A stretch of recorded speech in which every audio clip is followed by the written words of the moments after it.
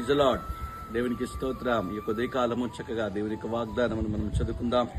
కీర్తన గ్రంథము 115వ అధ్యాయము 12వ వచనములో దేవుడితో మాట్లాడుతున్నటువంటి మాట, యెహోవా మమ్మను మర్చిపోలేదు, ఆయన మమ్మను ఆశీర్వదించును. దేవుడు ఏ రోజు కూడా నేను మర్చిపోలేదు, ఆయన నిన్ను ఆశీర్వదిస్తా ఉన్నాడు. ఈ మాట జ్ఞాపకం పెట్టుకో. మన బంధువులు, కుటుంబము, స్నేహితులందరూ మనల్ని మర్చిపోవచ్చు, కానీ నీ దేవుడని యెహోవా నిన్ను ఏ రోజు మర్చిపోడు.